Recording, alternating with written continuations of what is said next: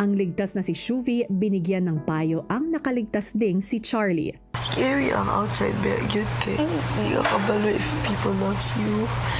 Pero, especially that you came from them. I know you know, but also know na as long as you're being real inside this house, you have nothing to lose. You're so strong though. You've been so strong. Thank you, Te.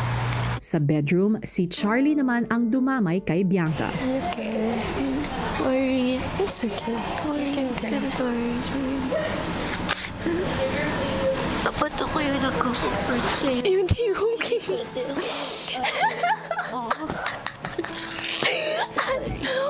Okay lang.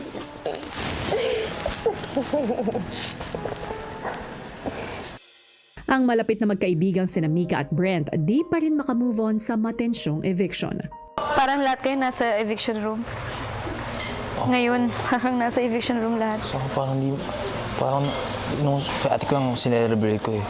So parang narealize ko, kasali pala ako sa kahit pa paano meron din talaga sumusuporta sa akin kasi nandito pa rin ako despite being nominated twice, and I know ayokong makita nila na nilaban nila ako tapos magiging quitter lang ako, kuya. So now that I'm here, I'm just not doing it for myself and for my family, I'm also doing it for them. Parang ang dapat mong maramdaman.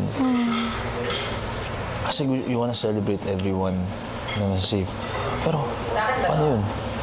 Diba?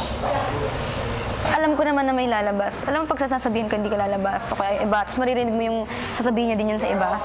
Tapos parang ma-realize mo na, there has to be one. Siyempre, kuya, masaya po ako na mag-i-stay ako sa bahay niyo. Pero at the same time, pakonti kami ng pakonti, pa-close po kami ng pa-close. And yung mga lumalabas, sobrang kapatid ko na po talaga. Samantala, sina Esnir at Clarice, Bawasan tayo talaga. Tapos, namimiss ko yung ano niya, pagkikare niya sa atin. Si Vince. Si Vince. Makatabi ko yun matulog. Pwede na kayo magpalit ng damit.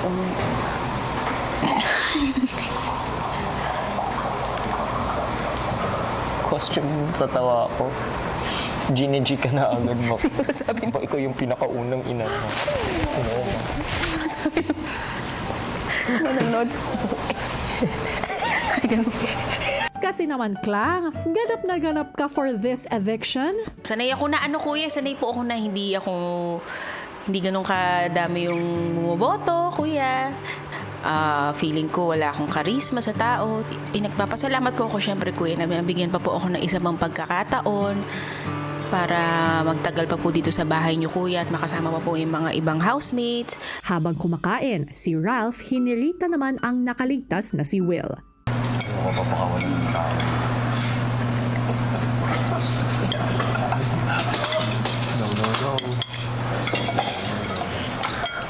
Puno lang po talaga ako ng pasasalamat na nabigyan po ako ng chance para magpatuloy po dito sa loob ng bahay nyo. Maya-maya, muli nilang napag-usapan si Cyril. Kuya, tawag niya sa'yo? Pupuyan daw niya si River paglabas. Ay, kuya kanina, kuya. Pero hindi naman Sobrang siya. talino niya. Sobra talaga. Sa edad niya siya youngest, but like, parang siya yung pinaka-emotionally mature. Dami niya rin kasing pinagdaanan. Tsaka si Sai, grabe rin yung pagka-empathetic. Sobra. Anong nararamdaman mo kahit Kahit hindi mo sabihin. I know, right?